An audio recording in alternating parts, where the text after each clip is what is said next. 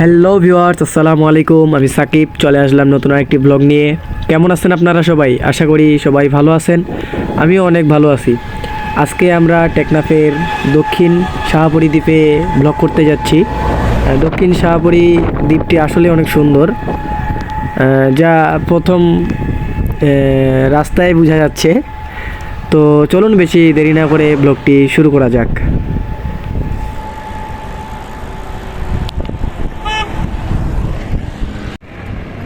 আমরা বর্তমান রয়েছি টেকনাফের মেরিন ড্রাইভ রোডে। আর অল্প কিছু দূর গেলেই মেরিন ড্রাইভ রোড শেষ। তো আমরা এই রোড নিয়েই যাব একদম মেরিন ড্রাইভের শেষ প্রান্তে। তো শেষ প্রান্তে গিয়ে দেখব যে রাস্তা কোথায় শেষ হয়েছে।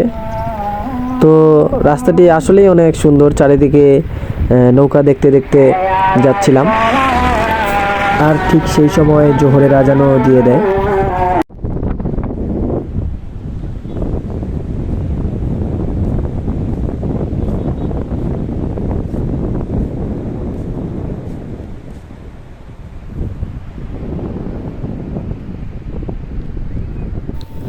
হঠাৎ করে মন চাইলো যে একটু সমুদ্রের পাড়ে বিচের মধ্যে সাইকেলিং করি।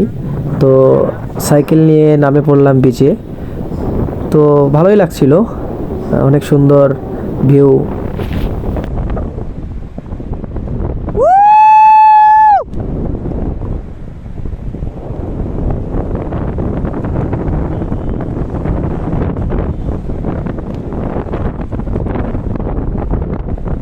জাস্ট অস্থির অস্থির একটা ভিউ দেখতে দেখতে আমরা যাচ্ছিলাম। Wow, just looking like a wow, মানে কি বলবো, আর বলার কোনো ভাষা নেই।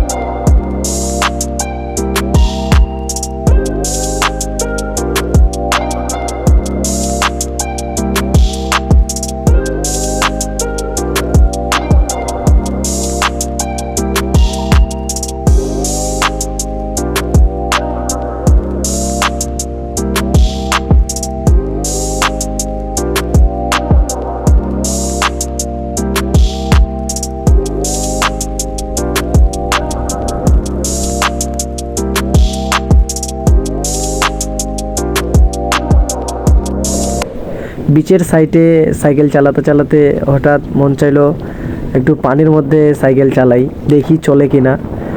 তারপর পানির মধ্যে নামে পড়লাম।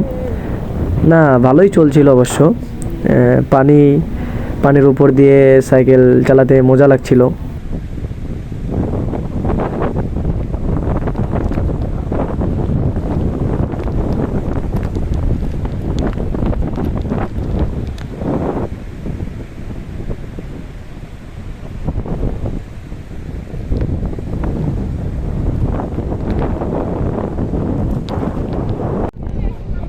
বিচের একটু সাইডে হঠাৎ দেখি কয়েকটি জেলে সমুদ্র থেকে মাছ ধরে আনে, সাইডে বাছাই করছিল। তো সেখানে অনেক মানুষ দেখার জন্য ভিড় করছে। আর আমি দেখছিলাম জেলিফিশ। আমাদের সুইমিংয়ের এই একটা আতঙ্কের বস্তু, যেটাকে বলি আর কি আমরা জেলিফিশ। এটা অনেক আতঙ্কের আর কি।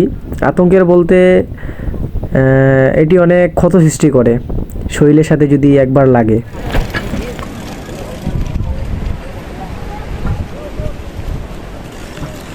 ভিউয়ার্স, এগুলো হলো মূলত মাছ ধরার নৌকা। নৌকার ডিজাইনগুলো একটু অন্যরকম, আর অন্যরকম হওয়ারও কারণ আছে। ওয়াও,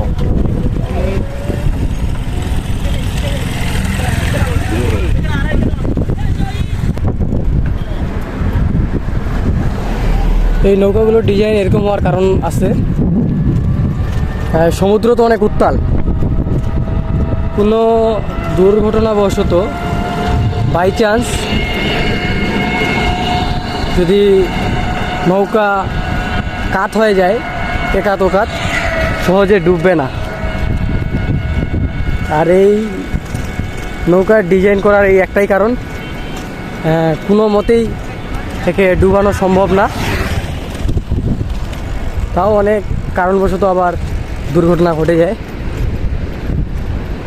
তো নৌকাগুলো দেখতে কিন্তু অনেক সুন্দর। আর সমুদ্রের কথা কি বলবো, জাস্ট ওয়াও, যেদিকে দু চোখ যায় শুধু পানি আর পানি।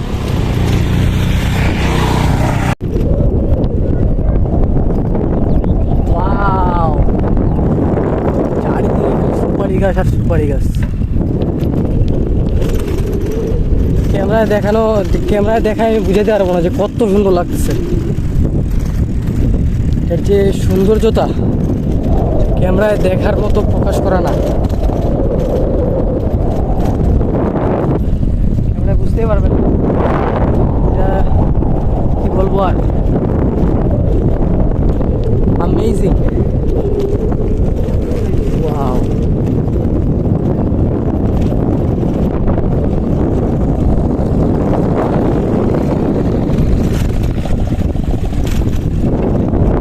এই অঞ্চল সুপারি আর ডাবের জন্য বেশি বিখ্যাত। ওয়াও,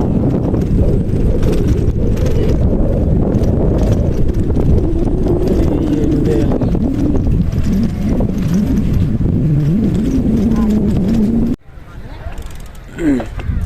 ওয়াও ভিউয়ার্স, আমরা এখন জেরিঘাটের দিকে যাচ্ছি।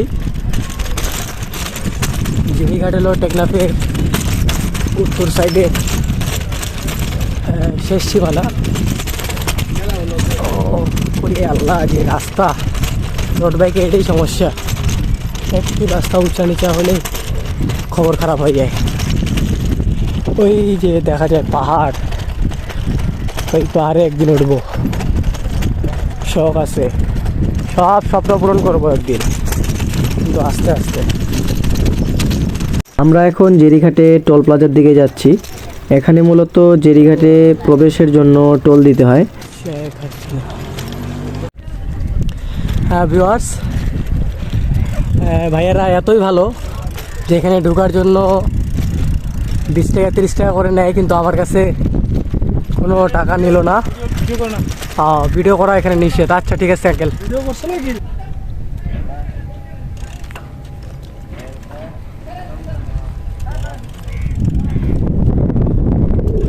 আমি স্যারদের কাছে অনুমতি নিয়ে ভিডিও করতেছি।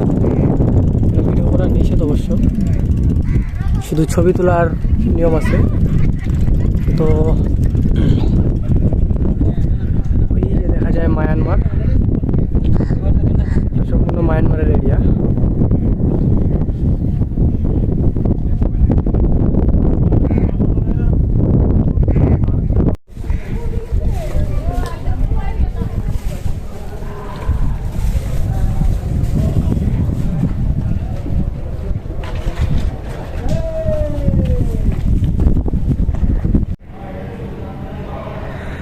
ভিউয়ার্স, আমরা এখন আছি চেরিঘাটের নিচের অংশে।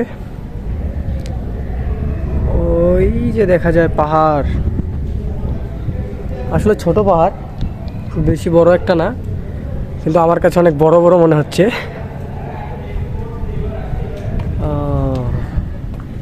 ওয়াও,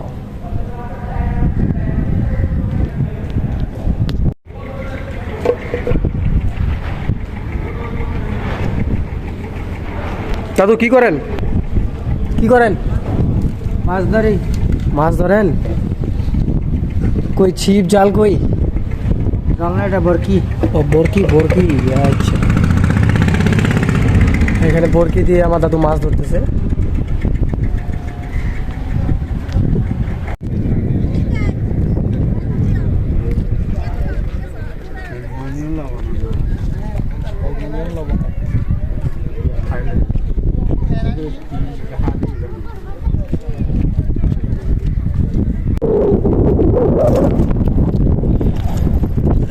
এটি হচ্ছে মূলত একটি ফরেস্ট। কি যে গাছ এগুলো, দেখে মনে হচ্ছে কমলার গাছ, কিন্তু আসলে তো কমলার গাছ না। টেকনাফে এই একটা এরিয়া যা দেখে অনেক ভালো লাগছে আমাকে। এই যে দেখেন একটু কমলার গাছ, কী গাছ, এই গাছটা সম্পর্কে কেউ যদি জেনে থাকেন প্লিজ কমেন্ট করে জানাবেন এটি কী গাছ।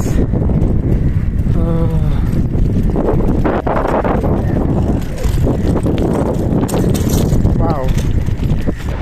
সূর্যোদয় দেখার জন্য আমি আবার সমুদ্রের পাড়ে চলে আসি। তো সূর্যোদয় দেখতে দেখতে আজকের ভিডিওটি আমি এ পর্যন্তই শেষ করি। তো আশা করি ভিডিওটি ভালো লাগবে। তো ভিডিওটি ভালো লাগলে প্লিজ চ্যানেলটিকে সাবস্ক্রাইব করে দিবেন যদি ইউটিউব চ্যানেল থেকে দেখে থাকেন, আর ফেসবুক থেকে দেখে থাকলে প্লিজ চ্যানেলটিকে পেজটিকে ফলো করে দিবেন। দেখা হবে অন্য কোনো ব্লগ ভিডিওতে। তাতে ভালো থাকবেন, সুস্থ থাকবেন। দেখা হবে অন্য কোনো ব্লগ ভিডিওতে। আল্লাহ হাফেজ।